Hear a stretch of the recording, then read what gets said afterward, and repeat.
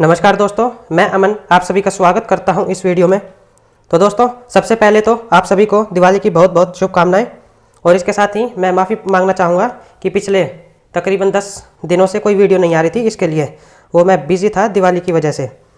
तो आज हम करेंगे प्रेसिडेंट ऑफ इंडिया और इसके बारे में जानेंगे कि कौन कौन से क्वेश्चन आपके एग्जाम्स में आ सकते हैं।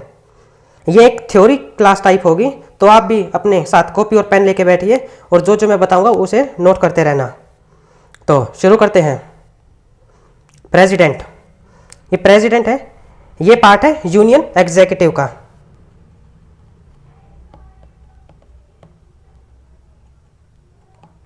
और जो यूनियन एग्जीक्यूटिव है इसका वर्णन मतलब ये संविधान के कौन से भाग में है, तो ये है part 5, part 5 of the constitution में। और जो इसके आर्टिकल हैं वह आर्टिकल 52 से लेके 78 तक। और जो यूनियन एग्जीक्यूटिव है इसमें आता कौन कौन है, इसमें एक तो प्रेसिडेंट, फिर vice president, prime minister, council of minister and attorney general of India. यानी ये 5 जो व्यक्ति हैं, मतलब 5 हैं, ये यूनियन एग्जीक्यूटिव में आते हैं। तो अगला, और जो प्रेसिडेंट है यह हेड ऑफ द स्टेट।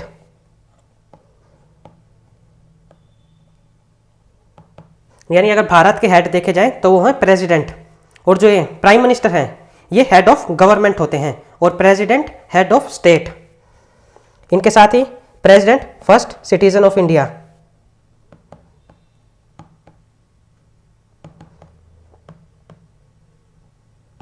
यानी फर्स्ट सिटीजन ऑफ इंडिया भी प्रेसिडेंट ही होते हैं। और जो सभी भी जो आर्म्ड फोर्सेस हैं, चाहे आर्मी, नेवी, एयरफोर्स या और जितनी भी फोर्सेस हैं, उन सभी के जो सुप्रीम कमांडर हैं वो भी प्रेसिडेंट ही होते हैं। यानी supreme commander of all forces. आगे अब देखते हैं आर्टिकल 53 को। ये जो आर्टिकल 53 है ये कहता है कि जितनी भी जो एग्जीक्यूटिव पावर है वो सभी प्रेसिडेंट के पास है। यानी कॉन्फर्स एग्जीक्यूटिव पावर्स ऑफ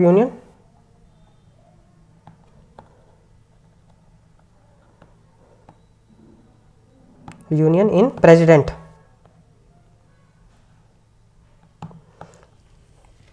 यानी कोई भी डिसीजन हो वो प्रेसिडेंट के बिहाफ पे ही लिया जाएगा। फिर चाहे वो कोई कानून बनाना हो या फिर कोई ये ट्रीटी वगैरह किसी और देश या किसी ऑर्गेनाइजेशन के साथ कोई ट्रीटी साइन करनी हो, वो भी प्रेसिडेंट के बिहाफ पे ही की जाएगी। अब देखते हैं आर्टिकल 54, उसमें क्या है। इसमें है election of president.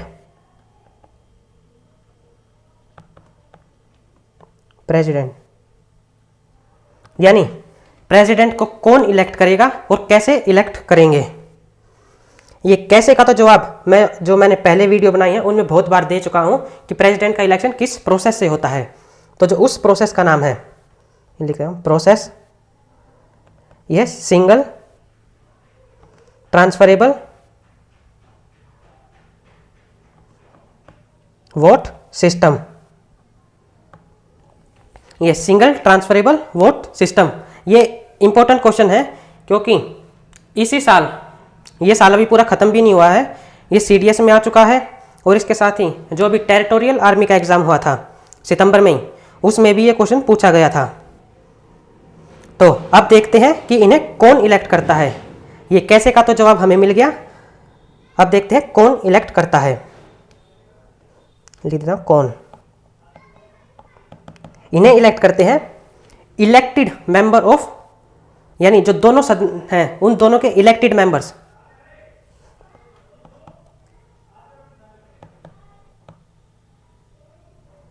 Elected members of both houses of parliament.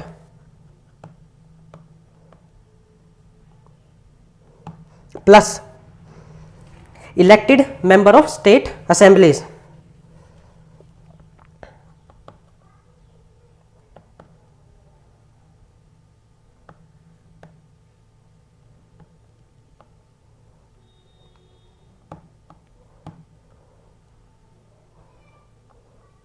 ये इलेक्टेड पे जोर मैंने इसलिए दिया है कि इसमें सिर्फ और सिर्फ इलेक्टेड मेंबर्स ही भाग लेते हैं।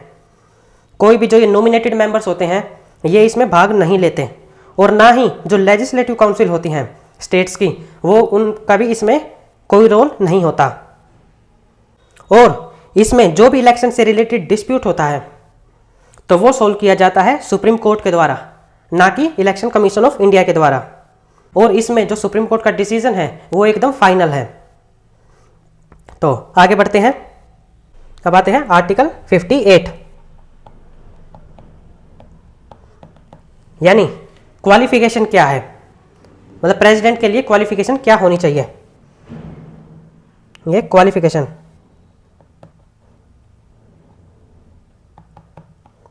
इसकी जो क्वालिफिकेशन है वो है पहली सिटीजन ऑफ इंडिया,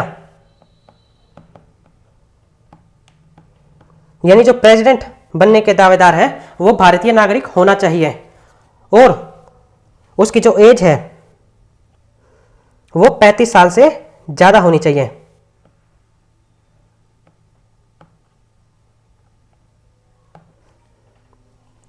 और तीसरी कंडीशन है कि वो लोकसभा का सदस्य बनने के लिए काबिल होना चाहिए, मतलब should be qualified to be elected to Lok Sabha,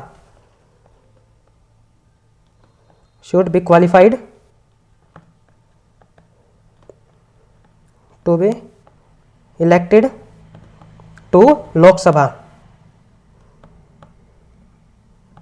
यानी लोकसभा का सदस्य बनने के लायक होना चाहिए। और जो चौथी कंडीशन है वो है कि he should not hold any office of profit under state, यानी should not be holding any office of profit under state.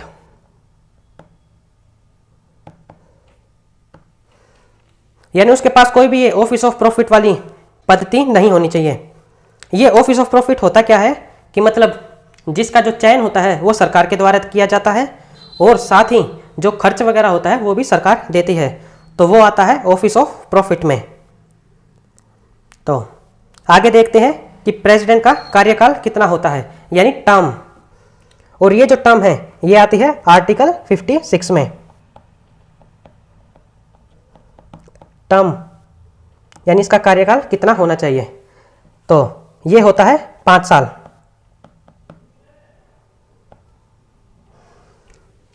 5 साल का होता है, और इसके साथ ही बार बार इलेक्शन करके कितनी भी बार तक एक व्यक्ति प्रेसिडेंट बन सकता है। और अगर इस बीच प्रेसिडेंट चाहे कि मुझे रिजाइन करना है या ये मैं छोड़ना चाहता हूं, तो वो जो अपना रेजिग्नेशन लेटर है वो एड्रेस करता है वाइस प्रेसिडेंट को। ये इंपॉर्टेंट है, मार्क कर लेना इसको। Can resign by addressing resignation letter to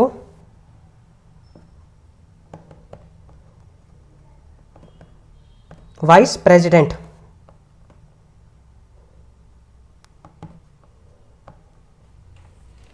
और अगर इस बीच प्रेसिडेंट की पोस्ट खाली हो जाती है, यानी वेकेंट हो जाती है किसी भी वजह से हो, चाहे वो प्रेसिडेंट ने रिजाइन दिया हो, या प्रेसिडेंट की डेथ हो गई हो, या फिर प्रेसिडेंट को इम्पीच कर दिया हो, तो उस केस में जो अगले इलेक्शन है प्रेसिडेंट के वो 6 महीने के अंदर अंदर हो जाने चाहिए। और ये जो पीरियड है 6 महीने जब तक इलेक्शन नहीं होते, इस बीच में जो वाइस प्रेसिडेंट हैं वो प्रेसिडेंट का काम करेंगे। तो ये थे। तो अब देखते हैं ओथ के बारे में, यानी शपथ। और जो ओथ है ये आती है अंडर आर्टिकल 60, आर्टिकल 60 ओथ। ये प्रेसिडेंट को शपथ कौन दिलाएगा, तो वो दिलाते हैं chief justice of India, administered by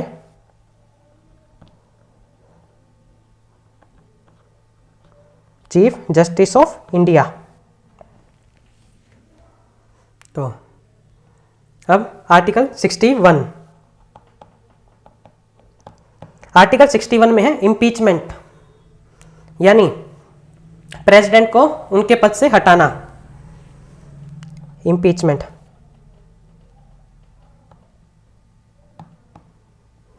तो किस वजह से उन्हें उनके पद से हटाया जा सकता है, यानी वो ऐसे कौन से ग्राउंड्स हैं कि अगर उनका वो वायलेशन करते हैं तो उन्हें प्रेसिडेंट के पद से हटाया जा सकता है। तो वो है on grounds of violation of constitution, यानी अगर वो कॉन्स्टिट्यूशन को वायलेट करते हैं तो उन्हें इम्पीच किया जा सकता है। ये जो इम्पीचमेंट का प्रोसेस होता है ये मैं बताता हूँ कि कैसे कैसे होता है। सबसे पहले तो एक रेजोल्यूशन लाया जाता है, और ये रेजोल्यूशन ये किसी भी हाउस में लाया जा सकता है, चाहे वो लोकसभा हो या राज्यसभा। फिर रेजोल्यूशन आता है, उसके बाद प्रेसिडेंट को 14 दिन का नोटिस दिया जाता है, और इस 14 दिन खत्म होने के बाद उस रेजोल्यूशन पे वोटिंग कराई जाती है। अगर इस वोटिंग में जो सदन है, चाहे वो लोकसभा हो या राज्यसभा, उसके 2/3 मेंबर यानी 2/3 सदस्य उस रेजोल्यूशन को पास कर देते हैं, तो फिर जो रेजोल्यूशन है वो जाता है दूसरे सदन में, और जो दूसरा सदन है वो पहले तो जो चार्जेस लगे हैं इन्हें इन्वेस्टिगेट करता है, फिर उसके बाद वोटिंग होती है। अगर उस दूसरे सदन में भी उसके जो 2/3 सदस्य हैं अगर वो रेजोल्यूशन को पास कर देते हैं तो फिर प्रेसिडेंट इम्पीच्ड हो जाता है। तो ये प्रोसेस है इम्पीचमेंट का, यानी प्रेसिडेंट को कैसे इम्पीच्ड किया जाता है। इस इम्पीचमेंट प्रोसेस की कुछ कंडीशंस भी हैं, वो ये कि जो ये रेजोल्यूशन है चाहे वो फिर किसी भी सदन में लाया गया हो, चाहे लोकसभा या राज्यसभा, उस सदन के 1/4 हिस्से अगर उस रेजोल्यूशन को सपोर्ट करेंगे तो ही वो उस सदन में लाया जाएगा, अगर नहीं करेंगे तो ये रेजोल्यूशन को लाया नहीं जा सकता। ये तो हो गई कंडीशन। और इसमें एक इम्पोर्टेंट पॉइंट ये है कि जो प्रेसिडेंट का इलेक्शन होता है उसमें तो स्टेट लेजिस्लेटिव असेंबलीज पार्ट लेती हैं, और जो नॉमिनेटेड मेंबर्स होते हैं पार्लियामेंट के ये पार्ट नहीं लेते। और जो इम्पीचमेंट है इस दौरान जो स्टेट लेजिस्लेटिव असेंबलीज हैं इनका कोई रोल नहीं होता, यानी state legislative assembly does not participate.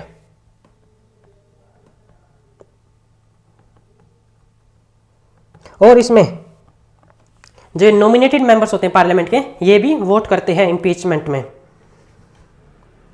तो ये थे प्रेसिडेंट्स के इम्पीचमेंट से रिलेटेड।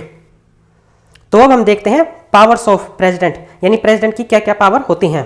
ये जैसे मैंने अभी पहले स्टार्टिंग में बताया भी था कि जितने भी जो डिसीजन हैं वो प्रेसिडेंट के बिहाफ पे लिए जाते हैं। तो एक पावर तो इसकी ये है प्रेसिडेंट की, और जो दूसरा है इसमें जो prime minister, council of minister, ये attorney general of India, CAG, ये चीफ इलेक्शन कमिश्नर, यूपीएससी के चेयरमैन, फाइनेंस कमीशन के चेयरमैन, ये गवर्नर हो गए, ये chairman of SC, ST, OBC commission, यानी जितने भी ये president, council of minister, attorney general of India, controller and auditor general, chief election commissioner, ये यूपीएससी के चेयरमैन, फाइनेंस कमीशन के चेयरमैन, ये गवर्नर, ये chairman of SC, ST, OBC, इनके जितने भी के भी चेयरमैन हैं या और ये गवर्नर और ये बाकी के हो गए, इन्हें अपॉइंट करता है प्रेसिडेंट। तो ये इसकी एक वो है। और दूसरा, ये जो जितनी भी यूनियन टेरिटरीज हैं इन्हें प्रेसिडेंट ही संभालता है, यानी एडमिनिस्टर्स यूटी। ये इसमें प्रेसिडेंट की मर्जी है, फिर चाहे वो इन्हें खुद संभाले या फिर किसी और को अपॉइंट कर दे अपने बिहाफ पे। तो दूसरे देखते हैं लेजिस्लेटिव पावर।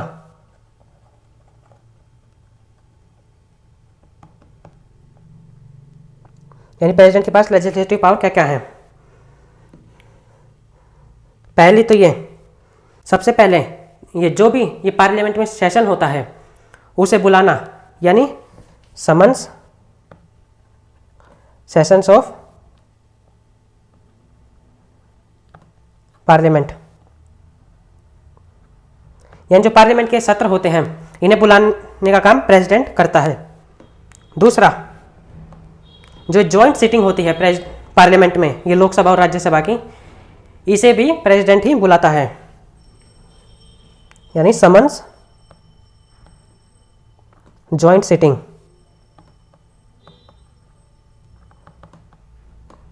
पार्लियामेंट। और जो जॉइंट सिटिंग है इसकी अध्यक्षता कौन करता है, ये भी एक इंपॉर्टेंट क्वेश्चन बनता है। ये इसकी अध्यक्षता करता है स्पीकर ऑफ लोकसभा।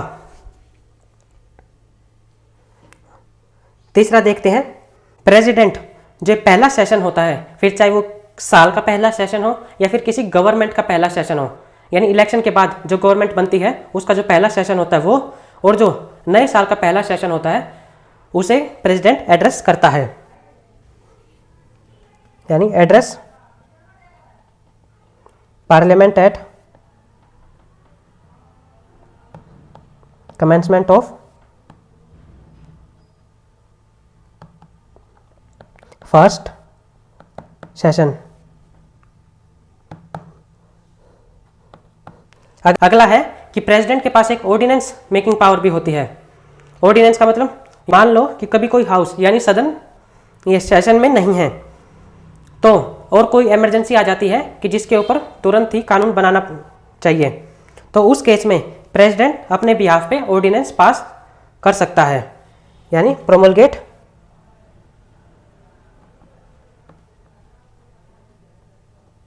ऑर्डिनेंस। और अगला पॉइंट है, कुछ बिल ऐसे हैं कि जिन्हें पार्लियामेंट में इंट्रोड्यूस करने के लिए प्रेसिडेंट की प्रायर परमिशन की जरूरत होती है। तो इसे मैं अगले पेज पे लिख लेता हूं। 5वां point, prior permission. Prior permission of president. ये बिल है कौन कौन से? पहला तो एक है creation of new state.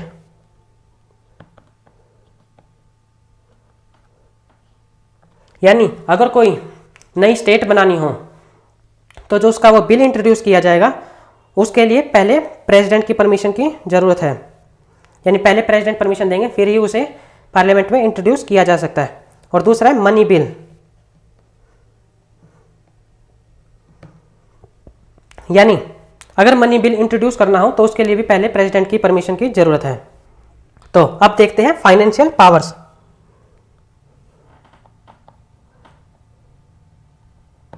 Financial powers.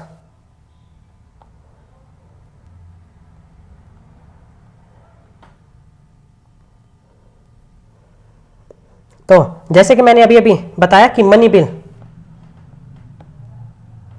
Bill को इंट्रोड्यूस करने के लिए पहले प्रेसिडेंट की परमिशन की जरूरत है।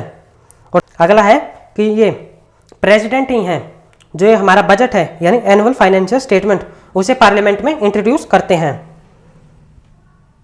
यानी लेज एनुअल फाइनेंशियल स्टेटमेंट यानी बजट बिफोर पार्लियामेंट।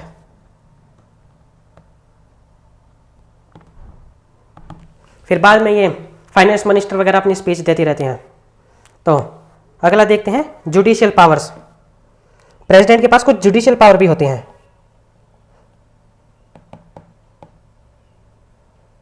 तो ये देखते हैं ये क्या क्या है। पहली तो ये कि जो भी ये जजेस हैं, जज हो गए या चीफ जस्टिस हो गए, फिर वो चाहे हाई कोर्ट के हों या फिर सुप्रीम कोर्ट के, इन्हें अपॉइंट करते हैं प्रेसिडेंट। यानी अपॉइंट चीफ जस्टिस एंड जजेस of high court and supreme court. इसमें सिर्फ हाई कोर्ट और सुप्रीम कोर्ट के जजों को ही अपॉइंट करते हैं। और जो दूसरी है वो पार्डनिंग पावर, यानी पार्डनिंग पावर अंडर आर्टिकल 72। ये जो पार्डनिंग पावर्स हैं इनके तहत ये 5 तरह की माफी दे सकते हैं। तो पहली तो है पार्डन। ये जो पार्डनिंग पावर्स हैं ये जुडिशियल पावर का ही पार्ट है। पार्डन यानी मतलब कि जो इसमें क्रिमिनल है उसको उसके सजा से मुक्त कर देना, यानी उसकी सजा को खत्म कर देना। तो ये होती है पार्डन। यानी कंप्लीटली एब्सोल्व्स द कन्विक्ट।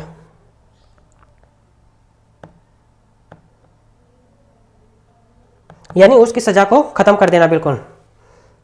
दूसरी है कम्यूटेशन,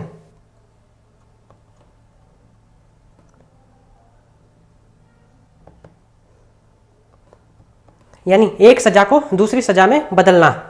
जैसे मान लो कि किसी क्रिमिनल को फांसी की सजा दी गई है, तो वो प्रेसिडेंट के पास अर्जी लगाएगा, तो उसमें अगर चाहे तो प्रेसिडेंट उसकी सजा को, फांसी की सजा है, उसे और हल्की सजा में बदल सकता है, तो उसे हम कहेंगे कम्यूटेशन,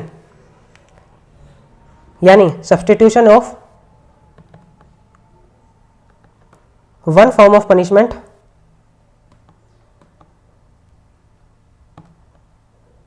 इनटू लाइटर फॉर्म।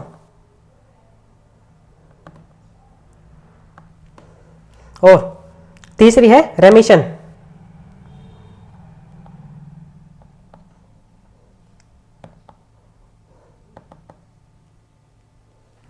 यानी जो उसकी सजा है व्यक्ति की, उसकी सजा का जो टाइम पीरियड है उसे कम कर देना, बिना उसका जो सजा का वो कैरेक्टर है उसे चेंज किए बगैर। जैसे मान लो कि किसी को आजीवन कारावास की सजा दी गई है, तो उस केस में उसकी सजा तो कम कर दी, लेकिन जो उसका कैरेक्टर है वो यही रखा। जैसे होता है कि जो आजीवन कारावास के जो कन्विक्ट होते हैं उनको कुछ चीज़ों की मनाही होती है, तो जो मनाही है वो तो बरकरार है, लेकिन उसकी सजा को कम कर दिया, तो वो है रेमिशन, यानी reduce period of sentence without changing it's character.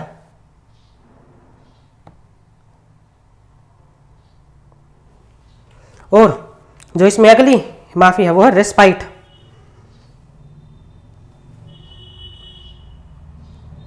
यह RESPITE। इसका मतलब कि lesser punishment on special ground, यानी किसी खास वजह से उसकी सजा को कम कर देना। जैसे मान लो कि कोई व्यक्ति है और उसकी तबीयत बहुत खराब रहती है और उसे सजा दी गई है 10 साल की, तो इस केस में प्रेसिडेंट उसकी सजा को कम कर सकते हैं उसकी तबीयत को देखते हुए, यानी lesser punishment on special grounds. और जो आखिरी है यह है रिप्राइव। ये रिप्राइव का सीधा सीधा मतलब ये है कि जो उसकी सजा है उसके एग्जीक्यूशन में स्टे लगा देना कुछ टाइम पीरियड के लिए, यानी stay on execution of sentence.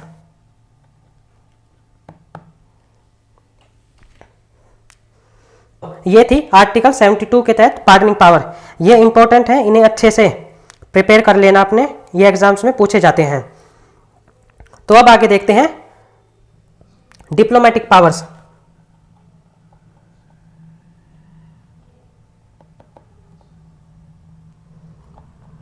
ये मैंने जैसे स्टार्टिंग में बताया भी था कि जितनी भी जो इंटरनेशनल ट्रीटीज होती हैं, ये एग्रीमेंट होते हैं अलग अलग देशों के, उन्हें प्रेसिडेंट के बिहाफ पे ही साइन किया जाता है।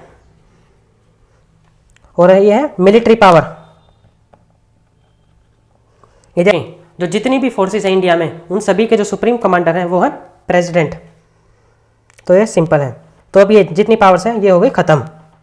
दोस्तों, जैसा कि आप जानते ही होंगे कि कोई भी बिल एक्ट तब बनता है कि जब उस पर प्रेसिडेंट साइन करें, लेकिन क्या ये जरूरी है कि प्रेसिडेंट को साइन करना ही होगा? तो इस केस में दो सिचुएशन बनती हैं। पहली तो ये कि वो जो बिल है वो है constitutional amendment bill. Constitutional amendment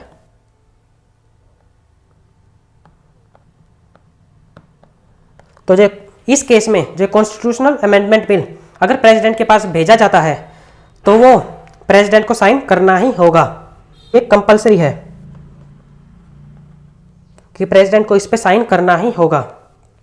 अब बात करते हैं ये ऑर्डिनरी बिल की।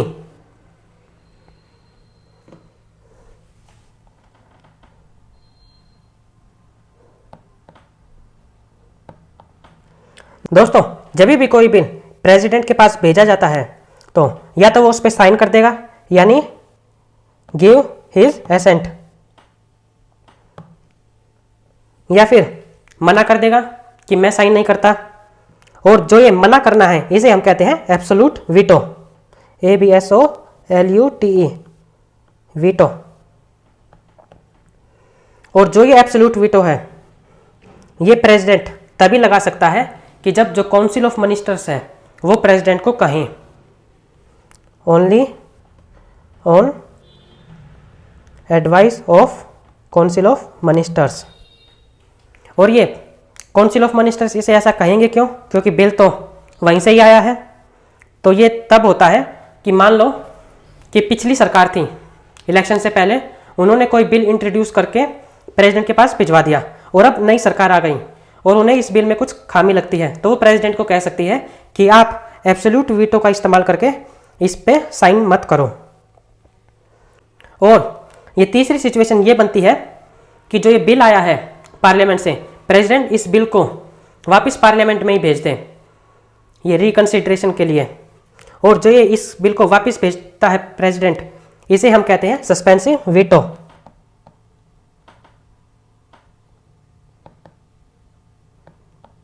मतलब refer back bill to parliament.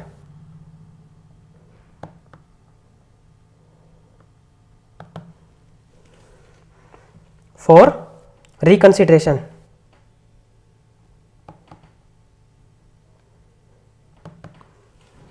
यानी प्रेसिडेंट बिल को वापस पार्लियामेंट में भेज देता है कि आप इस बिल को एक बार दोबारा देखो।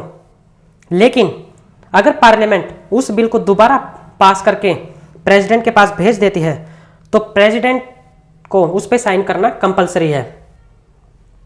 तो जो अगली सिचुएशन और जो आखिरी सिचुएशन बनती है वो ये बनती है कि प्रेसिडेंट उस बिल पे ध्यान ही ना दे जो उसके पास भेजा गया है। तो इस चीज को कहते हैं पॉकेट वीटो।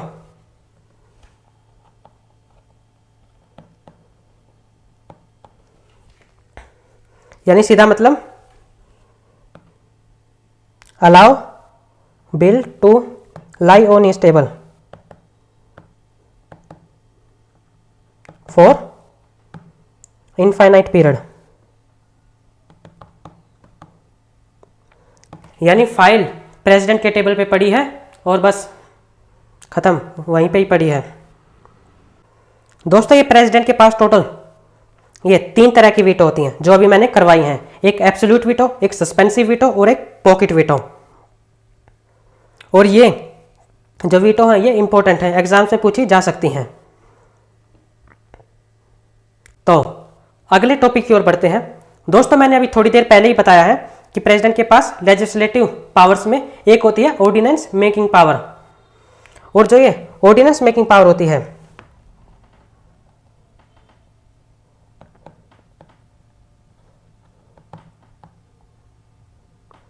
ये होती है आर्टिकल 123 के तहत। दोस्तों इसमें होता क्या है कि अगर कोई हाउस पार्लियामेंट का सेशन में नहीं है और ऐसी कोई इमरजेंसी आ जाती है कि जिस पे तुरंत ही कानून बनाने की आवश्यकता है, तो उस केस में प्रेसिडेंट अपनी ये ऑर्डिनेंस मेकिंग पावर का इस्तेमाल करके ऑर्डिनेंस पास कर देता है। ये ऐसा हुआ भी था कि जो अभी कोरोना के टाइम पे आपने देखा होगा, जो फार्म लॉज थे उन्हें पहले ऑर्डिनेंस के थ्रू ही लाया गया था और फिर बाद में जब पार्लियामेंट का सेशन हुआ तो उन्हें बाद में पार्लियामेंट में पास किया गया था। तो ये जो ऑर्डिनेंस हैं ये लाए जाते हैं काउंसिल ऑफ मिनिस्टर की एडवाइस पर, on advice of council of ministers. और दोस्तों जो ये ऑर्डिनेंस है इन्हें 6 हफ्ते के अंदर अंदर पास करवाना होता है। कब? जब जो हाउस है पार्लियामेंट के ये मिलते हैं उसके बाद के 6 हफ्ते तक इस ऑर्डिनेंस को पार्लियामेंट में पास करवाना जरूरी है। अगर ये 6 हफ्ते तक पास नहीं होता वहां पे तो जो ऑर्डिनेंस है ये खत्म हो जाता है। यानी ordinance needs to be approved by both the houses of parliament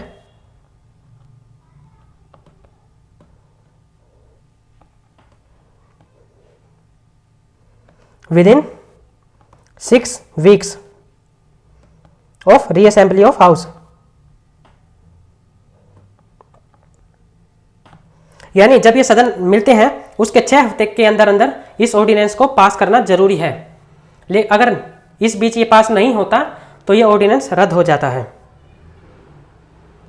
दोस्तों, जैसा कि आपने इस वीडियो में सुना होगा कि मैंने बार बार बोला है on advice of council of ministers. जैसा कि अभी इसमें बोला ऑर्डिनेंस वाले में, और पीछे भी बोला था एब्सोल्यूट वीटो में कि ये एब्सोल्यूट वीटो लगाता है president on council of ministers advice. तो इसका मतलब क्या है दोस्तों? प्रेसिडेंट जो भी काम करता है वो सभी काम करता है काउंसिल ऑफ मिनिस्टर की एडवाइस पर। तो ये दिया गया है आर्टिकल 74 में। इस आर्टिकल 74 में कहा गया है कि there should be a council of minister headed by prime minister to aid and advise president.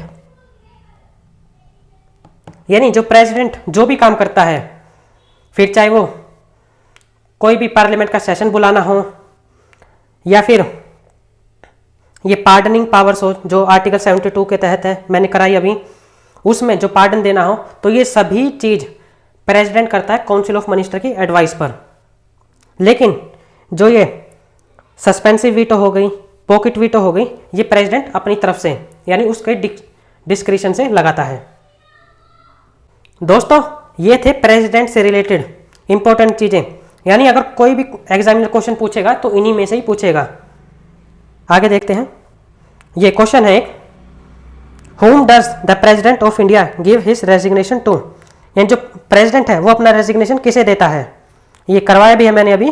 तो जो इसका सही जवाब है वो है ऑप्शन सी, वाइस प्रेसिडेंट। अगला question, under which article president of India exercise his pardoning power? यानी जो उसकी क्षमा प्रदान करने की शक्ति है वो किस आर्टिकल के तहत है? तो वो है ऑप्शन डी, आर्टिकल 72 यानी अनुच्छेद 72। अगला question, under which amendment it is made obligatory for the president to give his assent to constitutional amendment bill? ये जैसे मैंने बताया भी था कि जो कॉन्स्टिट्यूशनल अमेंडमेंट बिल है उसके ऊपर प्रेसिडेंट का साइन करना कंपलसरी है। तो ये किस अमेंडमेंट के तहत लाया गया था? तो इसको जो इसका सही जवाब है वो है ऑप्शन बी, 24 अमेंडमेंट एक्ट, और ये लाया गया था 1971 में।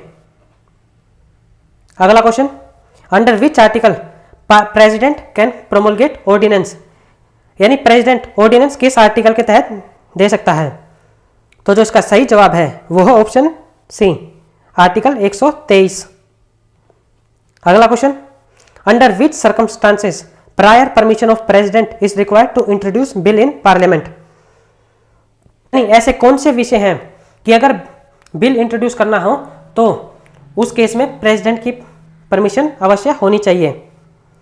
तो जो इसका सही जवाब है वो है ऑप्शन ए और बी, यानी इंट्रोड्यूसिंग मनी बिल और bill seeking creation of new state. यानी अगर कोई नया राज्य बनाना है उसका बिल, और ये मनी बिल वाला।